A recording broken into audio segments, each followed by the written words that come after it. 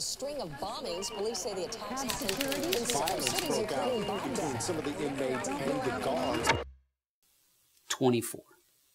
That's the number of days the Phoenix VA hospital reported as an average wait time for the veterans they served. 120. That's the actual number of days Phoenix veterans waited on average. 1,700. That's the number of veterans at the same hospital who never even made it on to the waiting list. At the same time, official records for the hospital showed that they were meeting the 14 to 30 day national appointment goal that's enforced by the VA. So the official records show that they were meeting the goals, but in reality, they weren't even in the same neighborhood as the goal. Why? Why would they be manipulating the data? I think we know one reason why. The VA has a robust bonus system that rewards employees for meeting performance goals.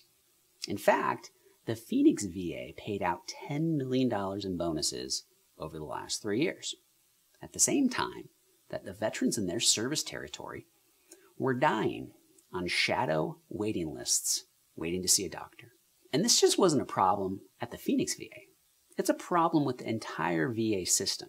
As many as 57,000 veterans' appointment data has been manipulated across the country, and as many as 64,000 were systematically left off of the official waiting lists. And yet still, the VA pays out $400 million in annual bonuses. Let me say that for you one more time. $400 million paid out to reward people for meeting and exceeding performance standards. In 2013, all 470 senior executives at the VA received performance evaluations of fully successful or better. 80% of them were rated outstanding. So let me sum this up for you. The official records result in financial and performance incentives for those responsible for creating the official records. Is it really surprising then that the official records show that veterans are receiving timely and exemplary care? The VA, like most of our governmental agencies, lacks transparency and accountability. And the problem isn't new. I mean, we've had these same problems in 2009. VA workers given millions in bonuses as vets await checks. And before the Iraq and Afghanistan wars, back in 2000, the ironically named Government Accountability Office lamented bad data and VA hospital wait times. But it gets even worse. The system is broken, and the Secretary of Veterans Affairs, a cabinet-level position, by the way, does not have the power to efficiently fire senior executives. The firing process involves 30 days notice and a lengthy appeals process that often goes on for months. That's insane.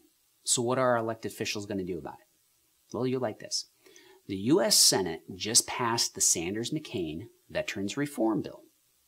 This bill allows funding to create 26 new VA medical centers in 17 states, designates funds to hire more doctors and nurses, and creates a commission to study ways to improve the VA. Basically, it makes the VA a whole lot bigger. But how do we even know that the size is the problem? Because it seems to me that accountability is the problem. When has making a broken system bigger ever fixed it?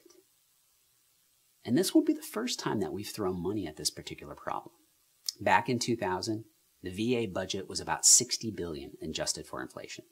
In 2009, it was almost $100 billion. In 2015, it's projected to be almost $164 billion. And staffing, it's increased as well.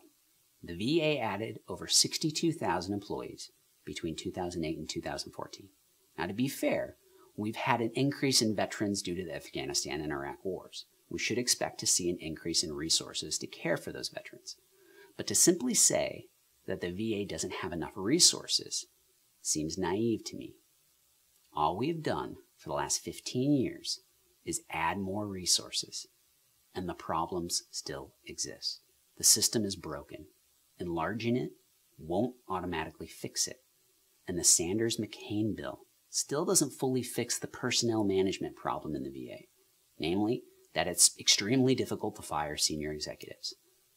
Instead, the bill simply expedites the appeals process. So basically now, it might take only a few months for us to fire executives who are lying, cheating, bilking the system, and doing a great disservice to our nation's veterans. Good plan, Senators. Good plan.